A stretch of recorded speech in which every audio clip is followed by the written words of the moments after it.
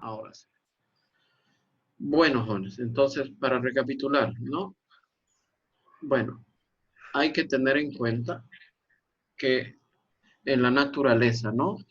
En el universo, existen 118 elementos, ¿verdad? Los elementos básicos, que son los ladrillos, si ustedes quieren verlo así, los ladrillos fundamentales con los cuales el universo está hecho, ¿no? Las estrellas, las galaxias, los sistemas solares, los planetas, todo lo que ustedes pueden imaginarse está hecho de materia, ¿no? Está hecho de materia.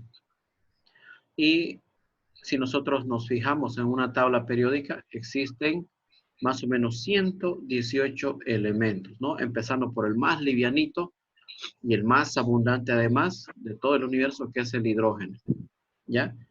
Ahora, estos elementos no vienen puros, ¿verdad? No solo están formados por un solo tipo de átomo.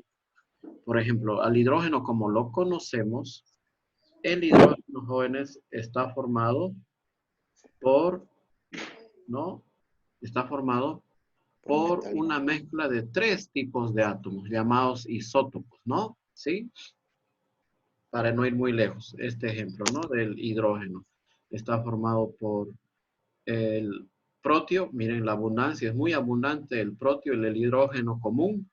Luego tenemos el segundo lugar, el deuterio, muy poquito es su proporción, 0,015%, ¿no? Y el tritio, que es despreciable su cantidad, pero existe, ¿no? Sí, ahí está. Ese es un ejemplo, ¿no? De que el hidrógeno no es un solo tipo de átomo, está formado por una mezcla en estas proporciones, ¿no? En estas proporciones aquí de estos isótopos. Otro ejemplo, el cloro, por ejemplo, aquí está, ¿no? El cloro tiene más isótopos en realidad, ¿no? Aquí solo muestran 2, los más importantes mostramos en el cloro. Estos son los dominantes, los más abundantes. Los demás isótopos son despreciables, como el tritio, ¿no? Que ya ni se los anota, no vale la pena ni anotarlo siquiera porque su cantidad es muy pequeñita. Entonces, el cloro, como se lo conoce, está formado básicamente por 2 tipos de isótopos, el cloro 35 y el cloro 37. El más abundante es el cloro 35, ¿no? 75,77% de los átomos es cloro 35 y 24,23% de átomos es cloro 37, ¿no? Y estos son sus números de masas atómicas basadas en el carbono 12. Y aquí tenemos los porcentajes, los pesos atómicos promedios, ¿no? Considerando los isótopos y sus proporciones. Bueno, ¿cómo nosotros podemos investigar? ¿No? Si, imagínense, supongan que yo obtengo oxígeno por cualquier método, ¿no? Por electrólisis, por reducción, oxidación, puedo obtener oxígeno gaseoso. Y yo quiero averiguar su composición, ¿no? Quiero averiguar la composición del oxígeno, ¿no? ¿Ya? ¿Qué hago? Entonces puedo en un recipiente encerrar el oxígeno y llevarlo a un aparato de análisis que se llama espectrómetro de masas, ¿no? ¿Ya? Y el espectrómetro de masas, ¿qué me va a decir? Ah, el oxígeno que usted me ha metido como muestra tiene 3 tipos de isótopos. El oxígeno 16, el oxígeno 17 y el oxígeno 18. Esa respuesta me va a dar el espectrómetro de masas. Y después yo le digo, ¿y en qué cantidades o en qué proporciones? Entonces el espectrómetro de masas también me va a decir, el 99,759% de los átomos es oxígeno 16. El 0,037% de los átomos es oxígeno 17. Y el 0,204% es oxígeno 18. Ese tipo de análisis me hace el espectrómetro de masas, ¿ya? Ahí está. Esta es una fotografía de un espectrómetro de masas, ¿ya? Ya creo que es un tanto antiguo, está un poquito antiguito, pero estos equipos jóvenes son extremadamente caros, son carísimos estos equipos, ¿no? La universidad tiene tres o cuatro espectrómetros de masas tiene, ¿no? Yo creo que alguno de ustedes va a usarlo después, ¿no? Es un aparato muy caro, su física interna, su funcionamiento es interesante. ¿ya? Y se utiliza para muchas cosas. Obviamente no es para, este tipo de equipos no es para tenerlo guardado ni es para usarlo y sacarle plata, ¿no? ¿Ya? Para hacer un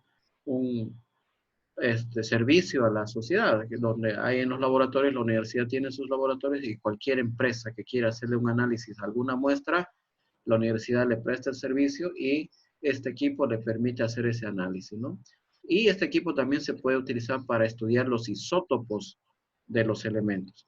Entonces, por alguna zona en esta cámara de aquí, ¿sí? Más o menos en esa cámara, se inyecta la muestra. En este caso, el oxígeno que hemos obtenido, ¿no? Aquí se analiza, se interpreta la información y se obtiene un espectrómetro de masa. Pero ¿cómo funciona esta máquina?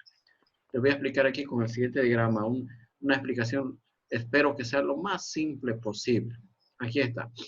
Miren, esta es la vista más o menos, la vista interna de un espectrómetro de masa, que básicamente consiste en un recipiente de vidrio. Todo esto es de vidrio, ¿ya?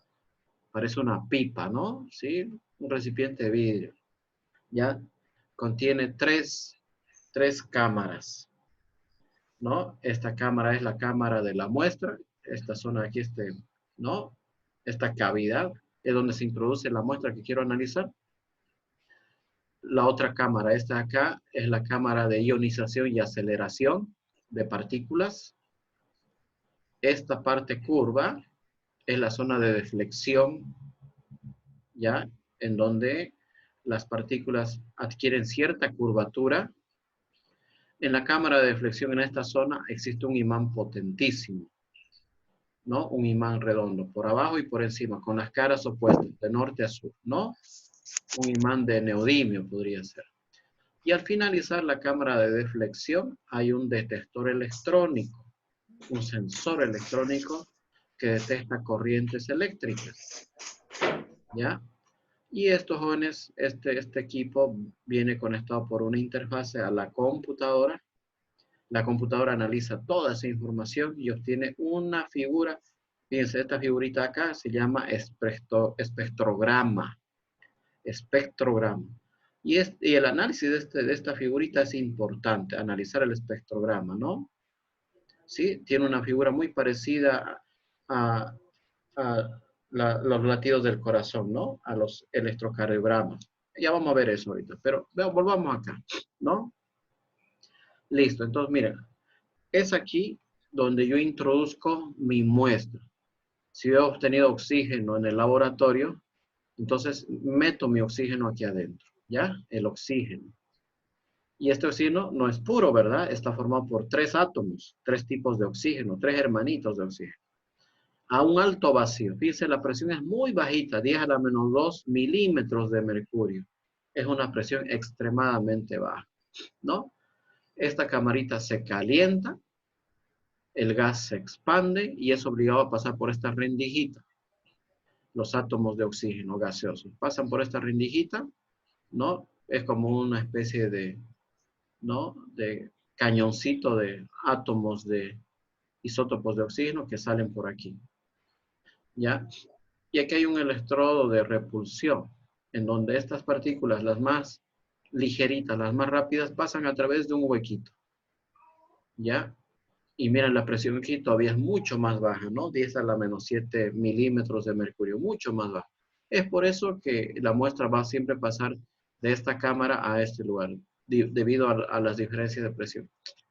Y aquí, jóvenes, en esta zona ya, cuando tenemos los átomos de los 3 isótopos de oxígeno por esta zona, llega a una especie de ducha de electrones. Esto es como una ducha de electrones, que en realidad es como un filamento de los foquitos comunes, de los focos incandescentes. Esto es un foquito en realidad, ¿no? Que ilumina por acción de la corriente eléctrica. Y aquí, jóvenes, ¿qué tenemos? Tenemos una placa con carga eléctrica negativa, ¿ya? Con carga eléctrica negativa. De tal manera que los electrones, o con carga eléctrica positiva, perdón, de tal manera que los electrones que se están moviendo en este filamento, ya son arrancados del filamento y pasan a esta placa positiva. Negativo con positivo se unen, ¿verdad?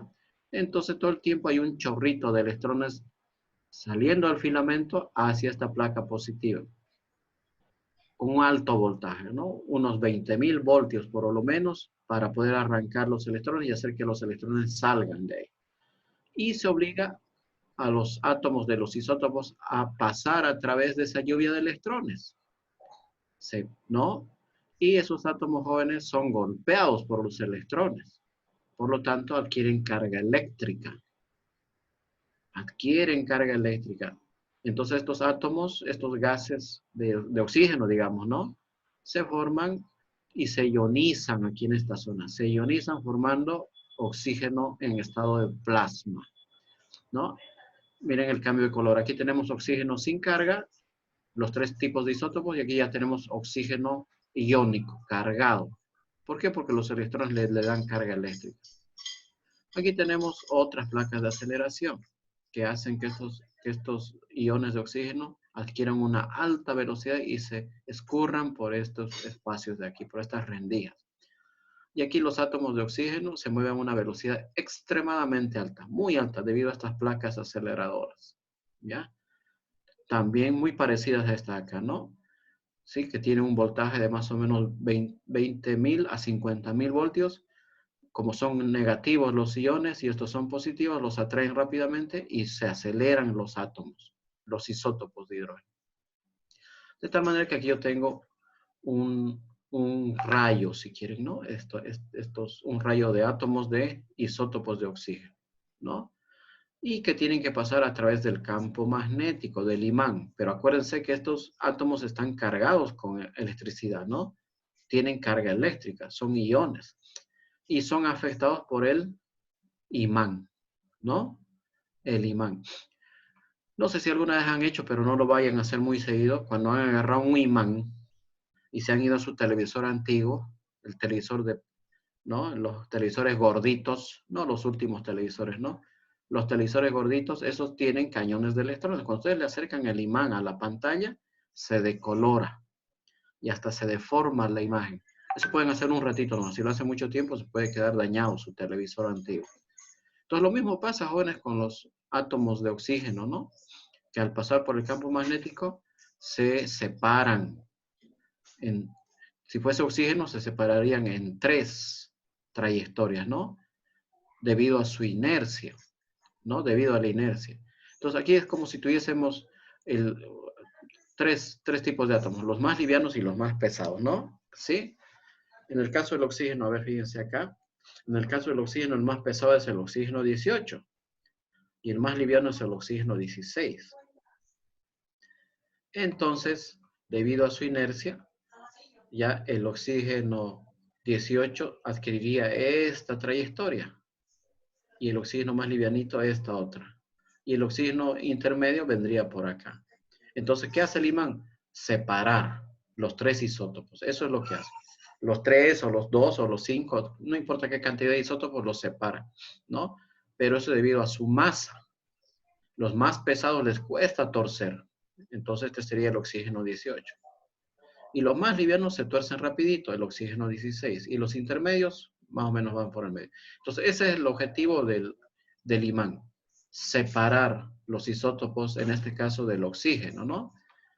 Y modulando la intensidad del imán, es que podemos tener 3 trayectorias aquí, ¿no? A ver, vamos a ver una cosita. Vamos a tratar de utilizar... Ya, a ver... Aquí está. Vamos a tratar de utilizar la pluma, ¿no? Entonces decíamos que tenemos 3 trayectorias, ¿no? Dependiendo de la intensidad de este campo magnético. Entonces el oxígeno 18 podría venir por aquí y estrellarse acá. El oxígeno 17 al medio y el oxígeno 16 aquí. Ahí está. Hay 3 puntos donde se estrellan, ¿no? Este sería el más pesado, ¿no? Sería el oxígeno más pesado, el que tiene una masa atómica de 18. Este sería el que tiene 17, el no tan pesado, y este sería el que tiene 16. Y se estrellan por acá, ¿no? Se estrellan por ahí. forman 3 trayectorias, o sea, forman 3 pulsos eléctricos. Uno aquí en esta zona, el otro acá y el otro acá, ¿no? ¿Sí? Tres señales. Y eso se puede ver aquí en el espectrograma. Este podría ser el oxígeno, ¿no? Menos abundante, aquí el más abundante y aquí el siguiente. Ahí está. 3 picos se forman, ¿no? Dependiendo entonces de la cantidad de isótopos. Si hubiesen 4 isótopos, se formarían más o menos así. Miren, un diagrama. Ahorita vamos a ver los diagramas, ¿no? Si fuese 4 isótopos, sería el primer isótopo, el segundo, digamos, el tercero y el 4. Se formarían como 4 picos, ¿no? Y dependiendo de la altura de los picos, ¿no? Aquí ya me dice que hay 4 isótopos, ¿no? Un isótopo, 2, 3, 4. Y la altura ya me dice la abundancia relativa. ¿Cuál sería el más abundante? El 2, ¿no? ¿Sí? Y el menos abundante a lo mejor sería el 1 o el 4, habría que ver, ¿no? Entonces un espectrograma parece un pulso cardíaco, ¿no? ¿Sí? Ahí está. Entonces, eso es básicamente el funcionamiento de un espectrómetro de masas. Funciona así, más o menos, ¿ya? Aquí, de todas maneras, jóvenes, les estoy poniendo un enlace, un video, para que ustedes también puedan ver otro tipo de explicación sobre un espectrómetro de masas. De tu tiempo libre lo pueden mirar, ¿no? ¿Ya? Bueno, a ver, entonces, Una pregunta, ingeniero. pregunte. Aproximadamente, usted sabe cuánto tarda desde que se introduce el elemento hasta que tengo los resultados, después de pasar por todo esto. Más o menos unos 15 minutos. Los que tenemos en la universidad, los más antiguitos tardan como una media hora. Y los últimos que ya también son más potentes y más baratitos, hasta en 5 minutos creo que sacan la respuesta, ¿no? ¿Ya? Perfecto. Depende, ¿no? de la tecnología, porque esto simplemente es una aproximación, ¿no? Hay muchas mejoras, ¿no? Que se han hecho, porque esta máquina es antiguísima, así tal como está. Es de 1900, ya en 1950 ya existían los primeros espectrómetros de masas. Ahora estamos 2020, son más de 70 años de avance de la tecnología y los espectrómetros de masas de hoy en día son mucho más efectivos, exactos, precisos y rápidos, ¿no? ¿Ya? Bueno, ¿alguna otra pregunta? Ya, ahora vamos a continuar, ¿ya? Miren, aquí tenemos ejemplos de espectrogramas, ¿sí? De espectrogramas. Estos diagramas se llaman espectrogramas. Y este tipo de diagramas lo procesan y lo obtienen los espectrómetros, ¿no? Por ejemplo, miren, aquí tenemos un espectrograma para el criptón. Ahí está, para el elemento criptón, ¿no?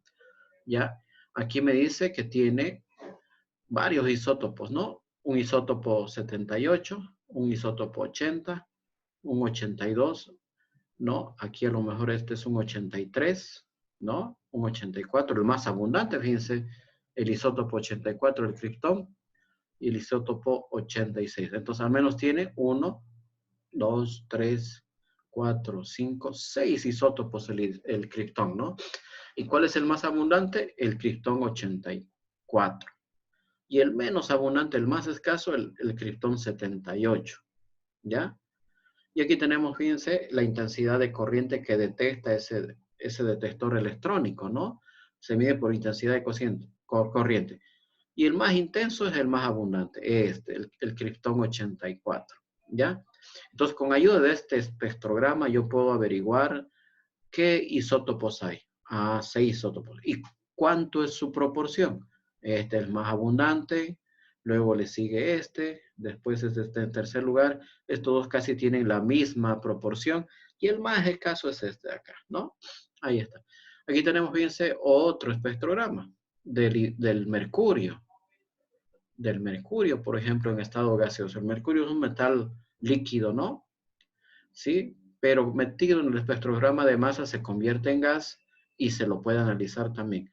Entonces, fíjense, según este espectrograma, el mercurio tiene un isótopo, 2, 3, 4, 5, 6, 7 isótopos. ¿Cuál es el más abundante? El isótopo 202. Luego le debe seguir en abundancia el isótopo 200. Después seguramente el isótopo 199.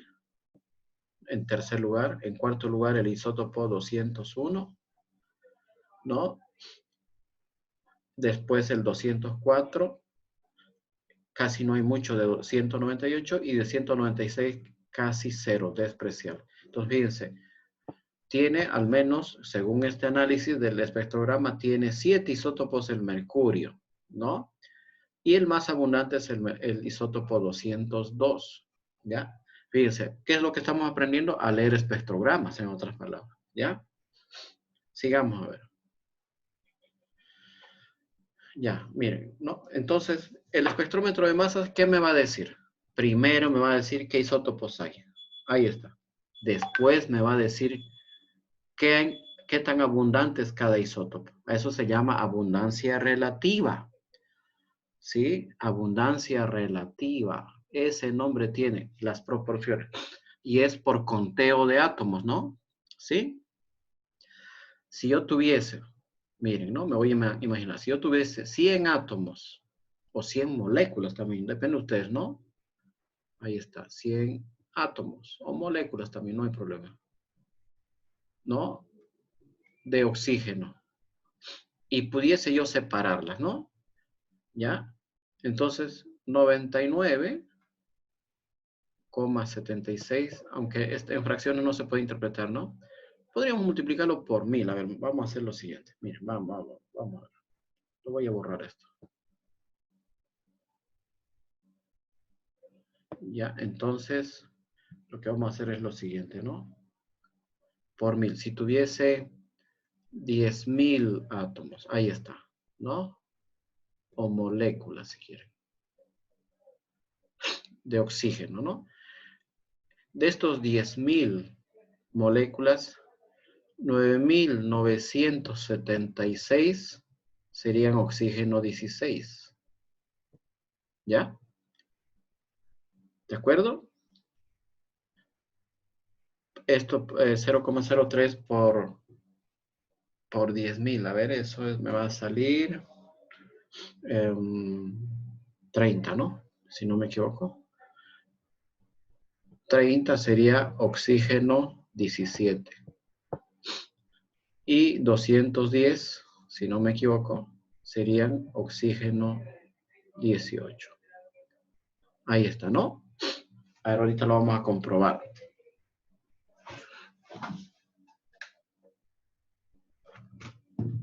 Ahorita lo vamos a comprobar. Entonces, a ver, vamos a ver. 99, 76.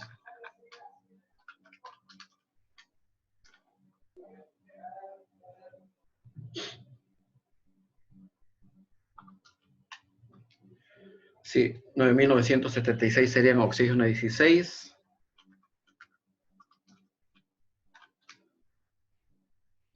3 serían oxígeno 17. Aquí hay un errorcito entonces. 3 atomitos nomás o moléculas serían oxígeno 17, el más escaso. Apenas habrían 3. Y 21 me parece, ¿no? 21, sí, 21 serían oxígeno 18. Ahí está. Sumando todo esto, ¿no? Sumando todo esto obtenemos obviamente las 10.000 moléculas, ¿no? Ahí está. Entonces, si yo tuviese 10.000 moléculas de oxígeno, ahí encontraríamos 9.976 moléculas de oxígeno 16, el más común y el más abundante. 3 moléculas apenas hallaríamos de oxígeno 17, el isótopo más escaso. Y 21 moléculas serían oxígeno 18, ¿ya? Eso significa esta abundancia isotópica. Es un porcentaje, no es una composición porcentual. No, es una composición porcentual, pero en base a partículas, ¿ya? ¿En cuánto es la masa atómica de cada uno? Aquí está. Pero comparada con el carbono 12. ¿Sí? Comparada con el carbono 12. No sé si de esto hemos hablado. A ver, un ratito vamos a buscar. Creo que no hemos hablado todavía de esto. No, todavía no hemos hablado. Ah, ya hablamos, ¿sí? El número de masa atómica, sí. ¿Ya? De todas maneras, si no se entiende, ahorita vamos a terminar de aclararlo. ¿Ya? Entonces, miren. Para hablar de la masa atómica de cada uno de estos isótopos, siempre hay que compararla con un elemento. Y todos los científicos a nivel mundial lo comparan con el carbono 12. ¿no? El oxígeno, fíjense, comparado con con el carbono 12, el oxígeno 16 no es 16 redondeo, ¿no? ¿Sí? Es un poquito menos, casi 16. El oxígeno 17 ya no es 17, como aquí, sino es un poquito menos. Esto vamos a aclarar enseguida, ¿ya? Y el oxígeno 18, casi 18, ¿no? Ahí está, ¿no? Estas son sus masas atómicas de cada isótopo. Y para hallar el promedio del oxígeno hay que considerar su abundancia relativa y sus masas atómicas de cada isótopo. Vamos a seguir eso y vamos a explicarlo más adelante. ¿Ya? Aquí fíjense para el criptón, ¿no? Miren para el criptón, ya tenemos más completo, ¿no? Tenemos entonces el criptón 78, el 80, ¿no? El más abundante es el criptón 84, fíjense, y etcétera, ¿no? Y esta es su abundancia en porcentaje, contando partículas, ¿no? ¿Ya? Entonces, fíjense, cerca del 57% del criptón es criptón 84. Y estas son sus masas atómicas relativas comparadas con el carbono 12.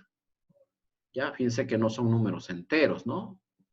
No son números enteros, como aquí, sino que se parecen mucho. Por ejemplo, 77,9 es casi 78. 79,9 es casi 80, ¿no? Esto vamos a aclarar más adelante, ¿ya? Listo. Por ahí se me corta, jóvenes, no hay problema, nos volvemos a conectar, ¿no? Entonces sigamos nomás mientras se pueda. Y aquí está su espectrograma, ¿no? Este es el resultado que obtiene la máquina. Entonces, ustedes cuando están conectando la computadora al espectrograma, la computadora les imprime este espectrograma, ¿no? Y bueno, los últimos espectrómetros ya le devuelven una tabla así también calculada, ¿no? Y su gráfica, ¿ya? Bueno, esto es lo que quería aclarar. El número de masa atómica relativa, o la masa atómica relativa, perdón, ¿no? Para aclarar este dato de aquí, ¿no? ¿Qué es esto? ¿Ya? ¿De acuerdo? Miren, primero hay que entender que para hablar del concepto de masa atómica, ya hay muchos problemas, ¿no? ¿Sí? Hay muchos problemas. Acuérdense, por ejemplo, que cuando nosotros queremos medir el peso de un elemento, ¿qué tenemos que hacer? Considerar el número de protones. Cada protón tiene un peso o masa. El número de neutrones. El número de neutrones tiene un peso un poquito mayor. Son casi iguales, ¿no? Protón, neutrón. Y el electrón también es masa, pero el electrón tiene una masa despreciable, ¿no? Muy pequeñita. Ahora, la pregunta es que tenemos muchos problemas para calcular la masa de un elemento. ¿Por qué? Porque hay que considerar la diferencia entre protón-neutrón, la pequeña diferencia. No vamos a despreciar a los electrones porque como futuros ingenieros nos gusta la precisión, ¿no? Y la exactitud. Entonces no hay que despreciar igual al electrón. Por un lado. Por otro lado, la presencia de los isótopos también nos molesta porque, a ver, si nosotros vamos a hacer una combinación en el laboratorio de oxígeno con hierro para obtener óxido ferroso, entonces, ¿con cuál oxígeno voy a trabajar? ¿Con el oxígeno 16, con el oxígeno 17 o con el 18? Buena pregunta, ¿no? No puedo trabajar con uno nomás, tengo que trabajar con los tres simultáneamente. Entonces tengo que considerar qué cosa. El peso o masa atómica promedio de sus isótopos, ¿no? ¿Ya? Entonces, miren, hasta antes de 1960, aquí está, ¿no? La comunidad científica, los ingenieros, los químicos, hasta antes de 1960, ¿ya? Hablaban idiomas diferentes, ¿ya? En el mundo había muchas tablas periódicas y todas ellas eran diferentes, ¿ya? Todas ellas eran diferentes. Hasta que en 1960, ¿no? Los primeros inicios de la globalización y la estandarización, ¿no? Miren, desde esa época ya se está hablando de globalizar. ¿Qué hicieron? En Suiza, en la Unión Internacional de Químicos Puros y Aplicados, en 1960, se fundó la UPAC, ¿no? En Suiza, en el 1960. ¿Y quiénes fueron? Todos los científicos, todos los químicos, los ingenieros renombrados a nivel mundial. ¿Para qué? Para ponerse de acuerdo. Ya, los rusos tenían una tabla periódica. Los ingleses tenían otra tabla periódica. Los europeos, alemanes, otra tabla periódica. los norteamericanos tenían su propia tabla periódica. Entonces no se podían comunicar muy bien porque hablaban idiomas diferentes, ¿no? Si no me equivoco, los rusos creo que hicieron su tabla periódica en base al hidrógeno. Y tienen sus razones, pues porque el hidrógeno es el elemento más abundante